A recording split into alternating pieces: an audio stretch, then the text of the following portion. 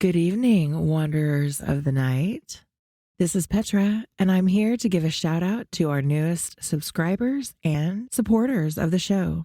Big shout out to everyone from Buzzsprout, William Tremblay, our longest standing supporter of the show. Also, thank you to Alyssa and LF, supporters from long ago before shout outs began. Thank you also to William Stevens, a new subscriber on Buzzsprout. And from Spotify, thank you sincerely, Mike H. Jett, for your review of the podcast. Always sending you love and positive thoughts and energy. From YouTube, we now have 10 new subscribers, but keep in mind that I can only see your YouTube account name if you've made your subscriptions public. So thanks to 7 of you, plus The Big Moki Show, Randy Hall, and Brian Jacobs. Thank you all so much for your support.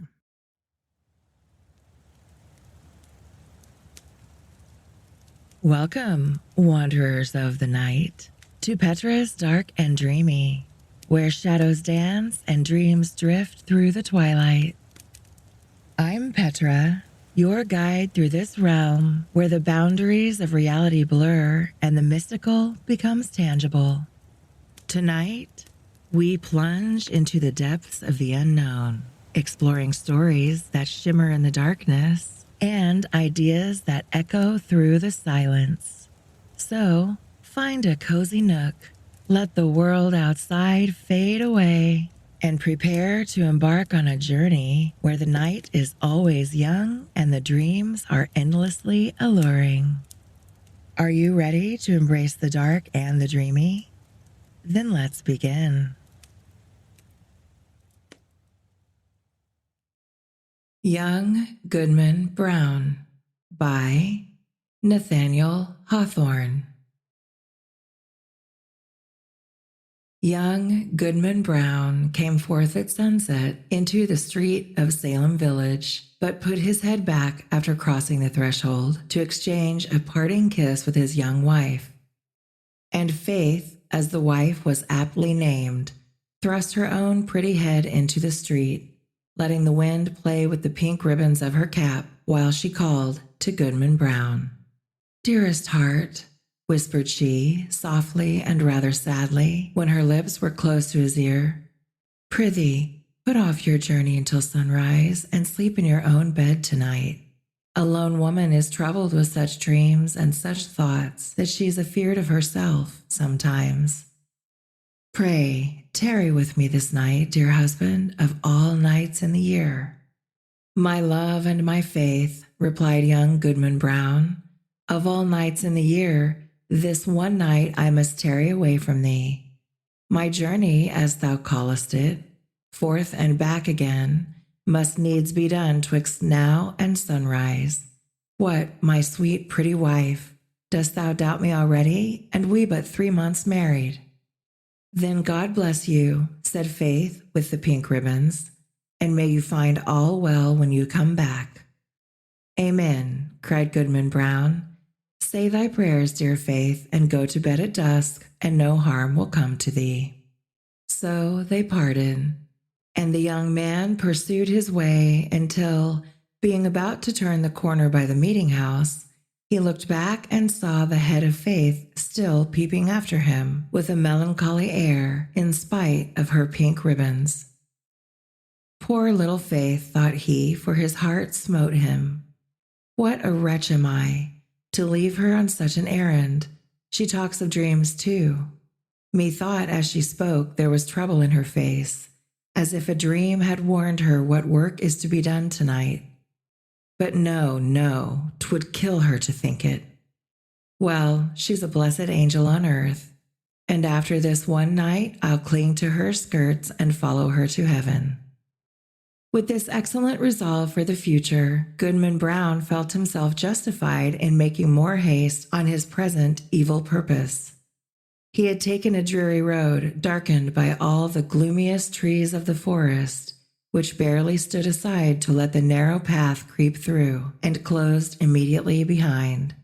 It was all as lonely as could be, and there is this peculiarity in such a solitude that the traveler knows not who may be concealed by the innumerable trunks and the thick boughs overhead. so that, with lonely footsteps, he may yet be passing through an unseen multitude, said Goodman Brown to himself, and he glanced fearfully behind him as he added, "What if the devil himself should be at my very elbow?"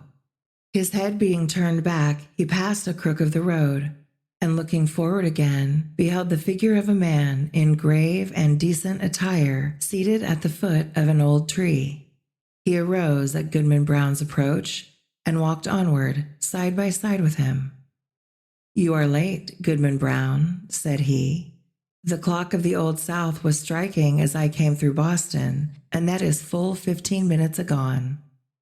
"Faith kept me back a while," replied the young man with a tremor in his voice caused by the sudden appearance of his companion, though not wholly unexpected. It was now deep dusk in the forest, and deepest in that part of it where these two were journeying.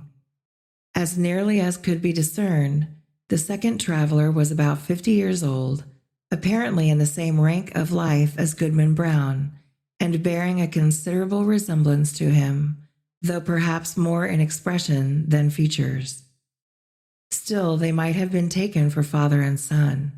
And yet, though the elder person was as simply clad as the younger, and as simple in manner too, he had an indescribable air of one who knew the world, and would not have felt abashed at the governor's dinner table or in King William's court, were it possible that his affairs should call him thither. But the only thing about him that could be fixed upon as remarkable was his staff, which bore the likeness of a great black snake, so curiously wrought that it might almost be seen to twist and wriggle itself like a living serpent. This, of course, must have been an ocular deception, assisted by the uncertain light. "Come, Goodman Brown," cried his fellow traveler, "this is a dull pace for the beginning of a journey. Take my staff if you are so soon weary." "Friend," said the other, exchanging his slow pace for a full stop, "having kept covenant by meeting thee here, it is my purpose now to return whence I came. I have scruples touching the matter thou wotst of." "Sayest thou so?" replied he of the serpent, smiling apart. "Let us walk on nevertheless, reasoning as we go, and if I convince thee not, thou shalt turn back. We are but a little way in the forest yet." Too far," exclaimed the good man, unconsciously resuming his walk. "My father never went into the woods on such an errand, nor his father before him.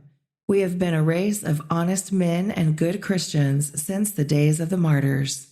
And shall I be the first of the name of Brown that ever took this path and kept such company, thou wouldst say?" observed the elder person, interrupting his pause. "Well said, Goodman Brown.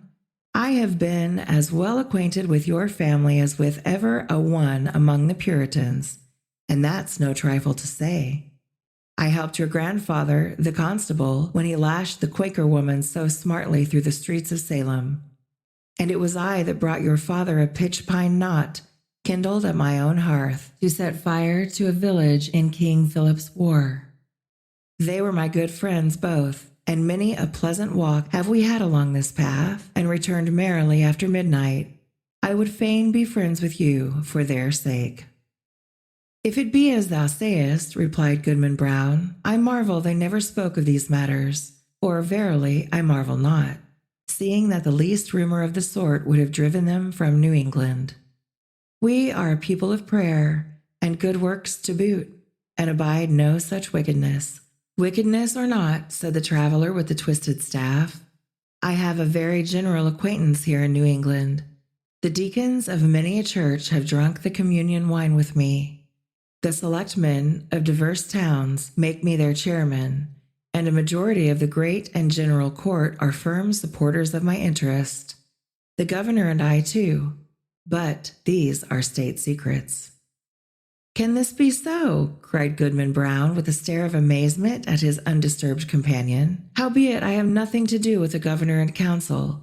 They have their own ways, and are no rule for a simple husbandman like me. But were I to go on with thee, how should I meet the eye of that good old man, our minister, at Salem village? Oh, his voice would make me tremble both Sabbath day and lecture day." Thus far, the elder traveler had listened with due gravity, but now burst into a fit of irrepressible mirth, shaking himself so violently that his snake-like staff actually seemed to wriggle in sympathy. "Ha ha ha!" shouted he again and again. Then, composing himself, "Well, go on, Goodman Brown, go on. But prithee, don't kill me with laughing." "Well, then, to end the matter at once," said Goodman Brown, considerably nettled, "there is my wife, Faith. It would break her dear little heart, and I'd rather break my own."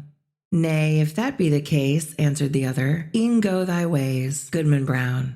I would not, for 20 old women like the one hobbling before us, that Faith should come to any harm." As he spoke, he pointed his staff at a female figure on the path, in whom Goodman Brown recognized a very pious and exemplary dame, who had taught him his catechism in youth, and was still his moral and spiritual adviser, jointly with the minister and Deacon Gookin. "A marvel truly that Goody Cloyce would be so far in the wilderness at nightfall," said he. "But, with your leave, friend, I shall take a cut through the woods until we have left this Christian woman behind. Being a stranger to you, she might ask whom I was consorting with, and whither I was going." "Be it so," said his fellow traveler. "Betake you to the woods, and let me keep the path."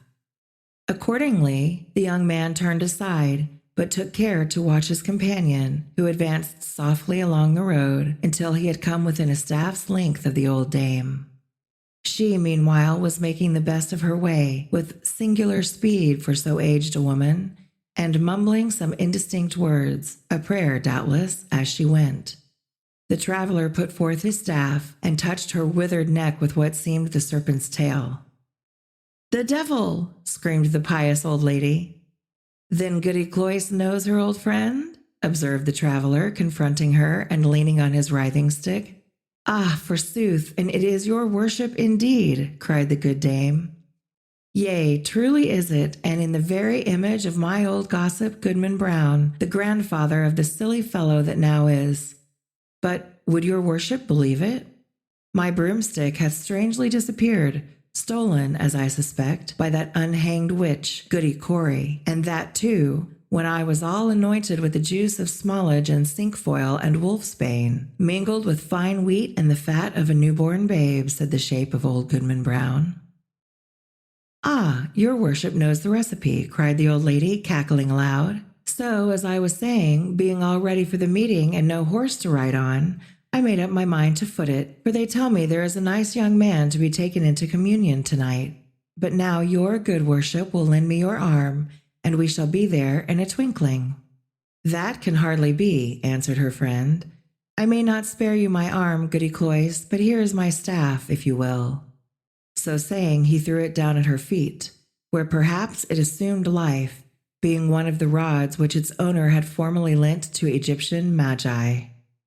Of this fact, however, Goodman Brown could not take cognizance. He had cast up his eyes in astonishment, and looking down again, beheld neither Goody Cloyce nor the serpentine staff, but his fellow traveler alone, who waited for him as calmly as if nothing had happened. "That old woman taught me my catechism," said the young man, and there was a world of meaning in this simple comment. They continued to walk onward, while the elder traveler exhorted his companion to make good speed and persevere in the path, discoursing so aptly that his arguments seemed rather to spring up in the bosom of his auditor than to be suggested by himself. As they went, he plucked a branch of maple to serve for a walking stick and began to strip it of the twigs and little boughs which were wet with evening dew. The moment his fingers touched them, they became strangely withered and dried up as with a week's sunshine. Thus the pair proceeded at a good free pace until suddenly, in a gloomy hollow of the road, Goodman Brown sat himself down on the stump of a tree and refused to go any farther. "Friend," said he stubbornly, "my mind is made up. Not another step will I budge on this errand. What if a wretched old woman do choose to go to the devil when I thought she was going to heaven? Is that any reason why I should quit my dear Faith and go after her?" "You will think better of this by and by," said his acquaintance composedly. "Sit here and rest yourself a while, and when you feel like moving again, there's my staff to help you along. Without more words, he threw his companion the maple stick and was as speedily out of sight as if he had vanished into the deepening gloom. The young man sat a few moments by the roadside, applauding himself greatly, and thinking with how clear a conscience he should meet the minister in his morning walk, nor shrink from the eye of good old Deacon Gookin. And what calm sleep would be his that very night, which was to have been spent so wickedly, but purely and sweetly now in the arms of faith. Amidst these pleasant and praiseworthy meditations, Goodman Brown heard the tramp of horses along the road and deemed it advisable to conceal himself within the verge of the forest, conscious of the guilty purpose that had brought him thither, though now so happily turned from it. On came the hoof tramps and the voices of the riders, two grave old voices, conversing soberly as they drew near. These mingled sounds appeared to pass along the road within a few yards of the young man's hiding place, but, owing doubtless to the depth of the gloom at that particular spot, neither the travelers nor their steeds were visible. Though their figures brushed the small boughs by the wayside, it could not be seen that they intercepted, even for a moment, the faint gleam from the strip of bright sky athwart which they must have passed. Goodman Brown alternately crouched and stood on tiptoe, pulling aside the branches and thrusting forth his head as far as he durst, without discerning so much as a shadow. It vexed him the more, because he could have sworn, were such a thing possible, that he recognized the voices of the minister and Deacon Gookin, jogging along quietly as they were wont to do when bound to some ordination or ecclesiastical council. While yet within hearing, one of the riders stopped to pluck a switch. "Of the two, Reverend Sir," said the voice like the deacon's, "I had rather miss an ordination dinner than tonight's meeting. They tell me that some of our community are to be here from Falmouth and beyond, and others from Connecticut and Rhode Island, besides several of the Indian powwows, who, after their fashion, know almost as much deviltry as the best of us. Moreover, there is a goodly young woman to be taken into communion." "Mighty well, Deacon Gookin," replied the solemn old tones of the minister. "Spur up, or we shall be late. Nothing can be done, you know, until I get on the ground." The hoofs clattered again, and the voices, talking so strangely in the empty air, passed on through the forest, where no church had ever been gathered, nor solitary Christian prayed.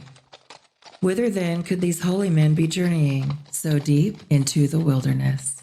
Young Goodman Brown caught hold of a tree for support, and being ready to sink down on the ground, faint and overburdened with the heavy sickness of his heart, he looked up to the sky, doubting whether there really was a heaven above him. Yet there was the blue arch and the stars brightening in it. "With heaven above and faith below, I will yet stand firm against the devil," cried Goodman Brown.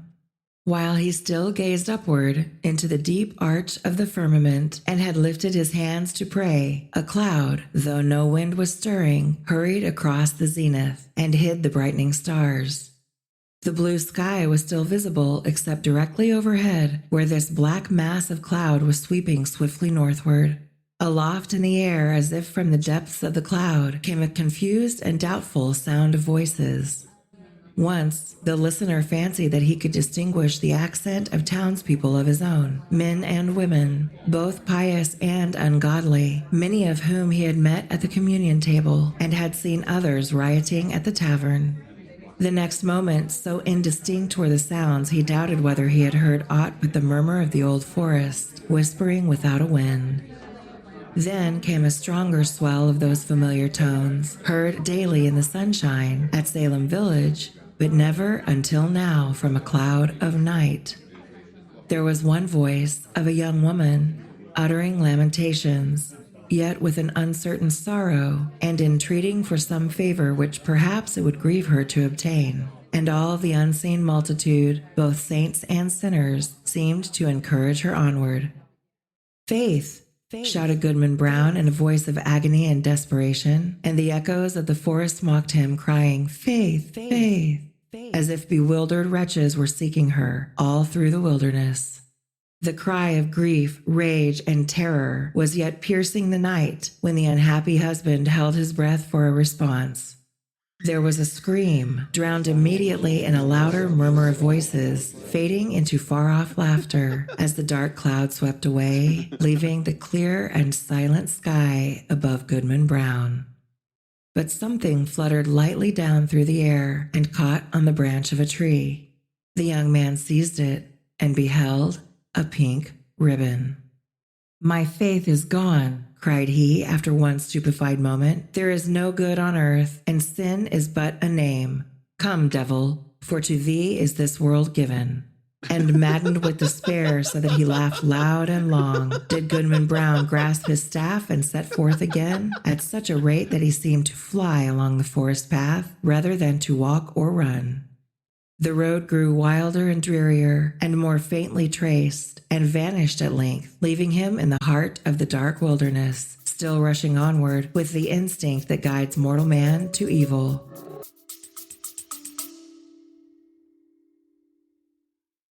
Keep sleeping soundly. Keep sleeping soundly.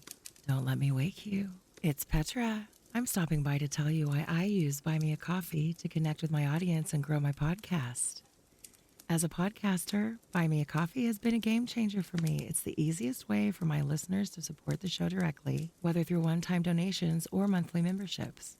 The best part is that I get to keep it simple and focus on creating content. I love it because I can unlock steady income with membership tiers and recurring support. I share exclusive content, behind-the-scenes moments, and early access just for my supporters. And there are no complicated setups or hidden fees for you or for me. For you listeners, you can show your love with a simple click and also get special perks, shout-outs, and bonus content in return. You want to support the show? Click the link in the show notes to support the show. And be sure to tell everyone that you love Petra's Dark and Dreamy.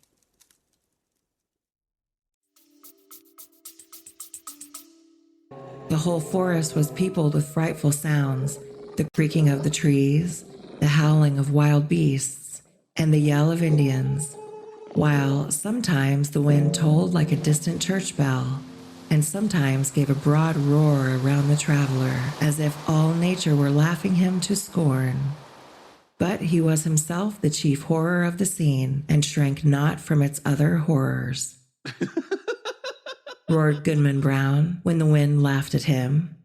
"Let us hear which will laugh loudest. Think not to frighten me with your deviltry. Come witch, come wizard, come Indian powwow, come devil himself. And here comes Goodman Brown. You may as well fear him as he fear you." In truth, all through the haunted forest there could be nothing more frightful than the figure of Goodman Brown. On he flew among the black pines, brandishing his staff with frenzied gestures, now giving vent to an inspiration of horrid blasphemy, and now shouting forth such laughter as set all the echoes of the forest laughing like demons around him. The fiend in his own shape is less hideous than when he rages in the breast of man. Thus sped the demoniac on his course, until, quivering among the trees, he saw a red light before him, as when the felled trunks and branches of a clearing have been set on fire and throw up their lurid blaze against the sky at the hour of midnight.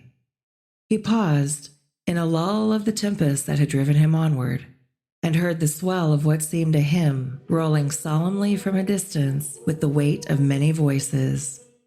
He knew the tune. It was a familiar one in the choir of the village meeting house. The verse died heavily away and was lengthened by a chorus, not of human voices, but of all the sounds of the benighted wilderness, pealing in an awful harmony together. Goodman Brown cried out, and his cry was lost to his own ear by its unison with the cry of the desert. In the interval of silence he stole forward until the light glared full upon his eyes. At one extremity of an open space, hemmed in by the dark wall of the forest, arose a rock, bearing some rude, natural resemblance either to an altar or a pulpit, and surrounded by 4 blazing pines, their tops aflame, their stems untouched, like candles at an evening meeting. The mass of foliage that had overgrown the summit of the rock was all on fire, blazing high into the night and fitfully illuminating the whole field. Each pendant twig and leafy festoon was in a blaze, As the red light arose and fell, a numerous congregation alternately shone forth, then disappeared in shadow, and again grew, as it were, out of the darkness, peopling the heart of the solitary woods at once. A grave and dark-clad company, quoth Goodman Brown. In truth, they were such. Among them, quivering to and fro between gloom and splendor, appeared faces that would be seen next day at the council board of the province, and others which, Sabbath after Sabbath, looked devoutly heavenward and benignantly over the crowded pews from the holiest pulpits in the land. Some affirm that the lady of the governor was there. At least there were high dames well known to her, and wives of honored husbands, and widows, a great multitude, and ancient maidens, all of excellent repute, and fair young girls, who trembled lest their mothers should espy them. Either the sudden gleams of light flashing over the obscure field bedazzled Goodman Brown, or he recognized a score of the church members of Salem Village, famous for their special sanctity. Good old Deacon Gookin had arrived and waited at the skirts of that venerable saint, his reverend pastor. But irreverently consorting with these grave, reputable, and pious people, these elders of the church, these chaste dames and dewy virgins, there were men of dissolute lives and women of spotted fame, given over to all mean and filthy vice, and suspected even of horrid crimes. It was strange to see that the good shrank not from the wicked, nor were the sinners abashed by the saints. Scattered also among their pale-faced enemies were the Indian priests, or powwows, who had often scared their native forests with more incantations than any known to English witchcraft. But where is faith? Thought Goodman Brown, and as hope came into his heart, he trembled. Another verse of the hymn arose, a slow and mournful strain such as the pious love, but joined to words which expressed all that our nature can conceive of sin, and darkly hinted at far more. Unfathomable to mere mortals is the lore of fiends. Verse after verse was sung, and still the chorus of the desert swelled between, like the deepest tone of a mighty organ. And with the final peal of that dreadful anthem there came a sound, as if the roaring wind, the rushing streams, the howling beasts, and every other voice of the unconverted wilderness were mingling and according with the voice of guilty man in homage to the Prince of all. The four blazing pines threw up a loftier flame and obscurely discovered shapes and visages of horror on the smoke wreaths above the impious assembly. At the same moment, the fire on the rock shot redly forth and formed a glowing arch above its base where now appeared a figure. With reverence be it spoken, the figure bore no slight similitude, both in garb and manner, to some grave divine of the New England churches. "Bring forth the converts," cried a voice that echoed through the field and rolled into the forest.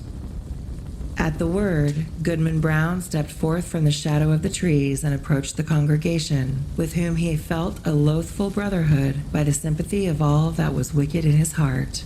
He could have well nigh sworn that the shape of his own dead father beckoned him to advance, looking downward from a smoke wreath, while a woman, with dim features of despair, threw out her hand to warn him back. Was it his mother? But he had no power to retreat one step, nor to resist, even in thought, when the minister and good old Deacon Gookin seized his arms and led him to the blazing rock. Thither came also the slender form of a veiled female, led between Goody Cloyce, that pious teacher of the catechism, and Martha Carrier, who had received the devil's promise to be queen of hell. A rampant hag was she, and there stood the proselytes beneath the canopy of fire. "Welcome, my children," said the dark figure, "to the communion of your race. Ye have found thus young your nature and your destiny. My children, look behind you." They turned, and flashing forth as it were in a sheet of flame, the fiend worshippers were seen. The smile of welcome gleamed darkly on every visage. "There," resumed the sable form, "are all whom ye have reverenced from youth. Ye deemed them holier than yourselves, and shrank from your own sin, contrasting it with their lives of righteousness and prayerful aspirations heavenward. Yet here are they all, in my worshiping assembly. This night it shall be granted you to know their secret deeds, how hoary-bearded elders of the church have whispered wanton words to the young maids of their households. How many a woman, eager for widow's weeds, has given her husband a drink at bedtime and let him sleep his last sleep in her bosom. How beardless youth have made haste to inherit their father's wealth, and how fair damsels, blush not, sweet ones, have dug little graves in the garden and bidden me, the sole guest, to an infant's funeral. By the sympathy of your human hearts for sin, ye shall scent out all the places, whether in church, bedchamber, street, field, or forest, where crime has been committed, and shall exult to behold the whole earth one stain of guilt, one mighty blood spot. Far more than this, it shall be yours to penetrate in every bosom the deep mystery of sin, the fountain of all wicked arts, and which inexhaustibly supplies more evil impulses than human power, than my power at its utmost, can make manifest in deeds. And now, my children, look upon each other. They did so, and by the blaze of the hell-kindled torches, the wretched man beheld his faith, and the wife her husband, trembling before that unhallowed altar. Lo, there ye stand, my children, said the figure in a deep and solemn tone, almost sad with its despairing awfulness, as if his once angelic nature could yet mourn for our miserable race. Depending upon one another's hearts, ye had still hoped that virtue were not all a dream. Now ye are undeceived. Evil is the nature of mankind. Evil must be your only happiness. Welcome again, my children, to the communion of your race. Welcome, repeated the fiend worshippers in one cry of despair and triumph. And there they stood, the only pair, as it seemed, who were yet hesitating on the verge of wickedness in this dark world. A basin was hollowed naturally in the rock. Did it contain water reddened by the lurid light, or was it blood? Or perchance a liquid flame?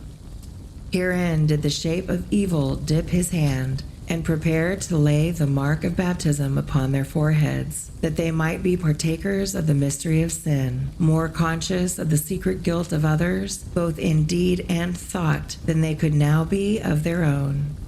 The husband cast one look at his pale wife, and faith at him. What polluted wretches would the next glance show them to each other, shuddering alike at what they disclosed and what they saw? Faith, cried the husband, look up to heaven and resist the wicked one. Whether Faith obeyed, he knew not. Hardly had he spoken when he found himself amid calm night and solitude, listening to a roar of the wind, which died heavily away through the forest. He staggered against the rock, and felt it chill and damp, while a hanging twig that had been all on fire besprinkled his cheek with the coldest dew. The next morning, young Goodman Brown came slowly into the street of Salem Village, staring around him like a bewildered man. The good old minister was taking a walk along the graveyard to get an appetite for breakfast and meditate his sermon, and bestowed a blessing as he passed on Goodman Brown. He shrank from the venerable saint, as if to avoid an anathema. Old Deacon Gookin was at domestic worship, and the holy words of his prayer were heard through the open window. "What God does the wizard pray to?" quoth Goodman Brown. Goody Cloyce, that excellent old Christian, stood in the early sunshine at her own lattice, catechizing a little girl who had brought her a pint of morning's milk. Goodman Brown snatched away the child as from the grasp of the fiend himself. Turning the corner by the meeting house, he spied the head of Faith with the pink ribbons, gazing anxiously forth and bursting into such joy at sight of him that she skipped along the street and almost kissed her husband before the whole village. But Goodman Brown looked sternly and sadly into her face and passed on without a greeting. Had Goodman Brown fallen asleep in the forest and only dreamed a wild dream of a witch meeting? Be it so, if you will. But alas, it was a dream of evil omen for young Goodman Brown. A stern, a sad, a darkly meditative, a distrustful, if not a desperate man did he become from the night of that fearful dream. On the Sabbath day, when the congregation were singing a holy psalm, he could not listen, because an anthem of sin rushed loudly upon his ear and drowned all the blessed strain. When the minister spoke from the pulpit with power and fervid eloquence, and with his hand on the open Bible of the sacred truths of our religion, and of saint-like lives and triumphant deaths, and of future bliss or misery unutterable, then did Goodman Brown turn pale, dreading lest the roof should thunder down upon the gray blasphemer and his hearers. Often, awaking suddenly at midnight, he shrank from the bosom of faith, and at morning or eventide, when the family knelt down at prayer, he scowled and muttered to himself, and gazed sternly at his wife, and turned away. And when he had lived long and was borne to his grave, a hoary corpse, followed by Faith, an aged woman, and children and grandchildren, a goodly procession, besides neighbors not a few, they carved no hopeful verse upon his tombstone, for his dying hour was gloom.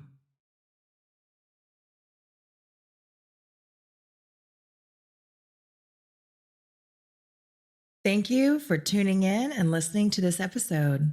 Your support means the world to me, and I'm so grateful you've joined me on this journey. If you enjoyed the podcast, please take a moment to leave a review, whether on your favorite podcast platform or wherever you listen. Your feedback helps the show grow, and it lets others discover the stories we're sharing. Be sure to like, follow, download, and subscribe to support the show. If you are one of the first 100 subscribers, you can request your favorite literature read by me, Petra. Until next time, take care. I can't wait to see you back for the next episode, and sweet sleep. Hello, Wanderers of the Night. I have a quick challenge for you. I'm starting a listener referral challenge. All you have to do is get 3 friends to check out the podcast. That's it. In return, I'll be handing out shout-outs for you and each of your friends on upcoming episodes. Also, if you leave a review on Spotify, Apple Podcasts, or Amazon Music, share the show, or even just send in a message, I'll start mentioning listeners by name because honestly, you're what keeps the whole thing going. So let's spread the word and have some fun doing it.